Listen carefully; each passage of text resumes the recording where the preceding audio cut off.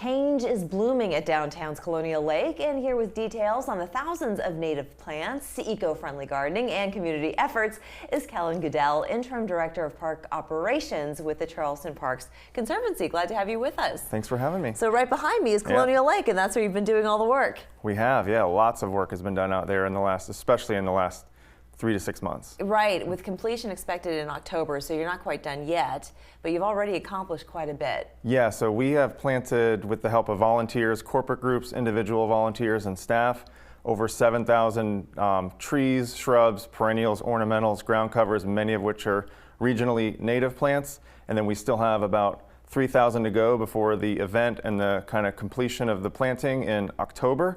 And we've also been working on managing the space for weeds, keeping the paths clean and accessible, getting hundreds of yards of mulch out, which I think we've spread about 200 yards of mulch with the help of having it blown in. And you're using something called living mulch. What's that? So we have been putting down cypress and pine bark mulch. The plants that we're planting are going to become the living mulch. As they establish and spread, they're going to shade out and outcompete the weed pressure, as well as the way that we use our integrated and layered garden and weed management strategies out there. So for the first year or two, we are going to have to put out that wood mulch to keep the weeds down and to keep an aesthetic being a public park setting. But it'll eventually get to the point where the plants that we're planting very intentionally will do the weed suppression and the water absorption for us in a living ecosystem out there. So with Colonial Lake, it's a historic place downtown. When did this whole revitalization become a thing that you wanted to accomplish, and why now? So there's been so much change out there with stormwater flooding, hurricanes that have brought trees down and made shady areas sunny, and lots of community feedback from our partners with the city, feedback about safety, visibility, sight lines, so infrastructure damage from previous tree roots and aggressive plant species. So it's kind of a community and city-backed thing to make it much more manageable for a small staff and volunteers, still have all of that character and seasonal interest and wildlife habitat qualities, but again, make it more manageable, please more people, make it much safer, accessible. How important is urban green space?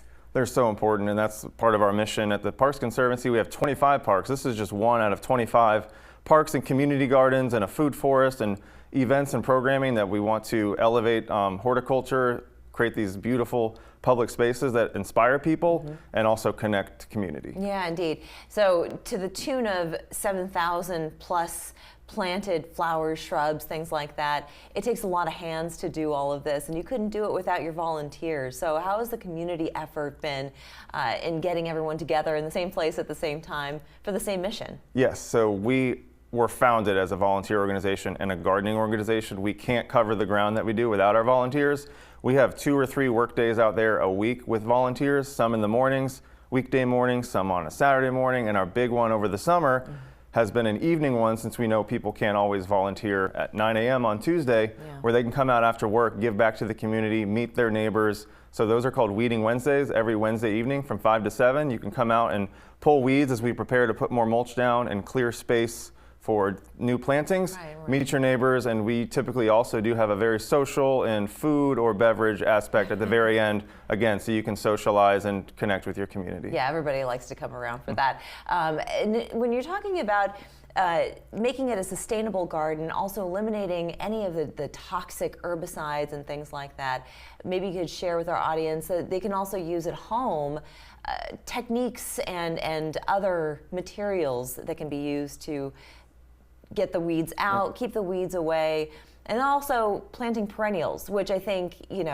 is important instead of annuals, which is a different thing. And maybe you can explain the difference between the two. Yeah, so we use in all of our parks, but especially Colonial Lake, because it's such a large scope of a project, an integrated and layered approach. It's not one means of intervention. We hand pull with volunteers and with staff, and that's our highest priority. We also use mechanical interventions via string trimmers, edgers, mowers, and things like that, and we use battery-operated low-emission equipment to do that. The mulch that we've been putting out for the first couple years is going to help with weed suppression, preventing light from getting to those weed seeds. Planting all these plants and the competition that's going to eventually outcompete these weeds. And then when we have to, along curbs or in more difficult areas or not as safe areas, we do some much safer spraying. Again, we don't spray Roundup or glyphosate, but we spray a lot more safe, less toxic, and a lot of times plant-based materials when we absolutely have to, as a third or fourth measure of intervention. But it's all of those approaches combined together over time that is the overarching general management. Yeah, that's really important to know. So we're going to see within 2 to 3 years full maturity of this garden, which I'm sure it's going to be just so beautiful once it's completed by October, which you also have the Bloom Charleston, the inaugural lifestyle festival that's celebrating design and creativity. So how do people find out more information about this, and do you have to buy tickets? Yeah, so it's bloomcharleston.org, and it's a 2-day event. The Friday night is of October, is it 17th and 18th? 17th. Friday night, Friday October the 17th is a ticketed event, and then Saturday, October 18th is a free community event. And like you said, it's going to be celebrating creativity, design, gardens. There's going to be a plant sale and a rare plant auction. All these things celebrating parks, plant life, bloom, obviously with the namesake. Thank you so much for sharing with us. Appreciate you taking the time. We'll be back after this.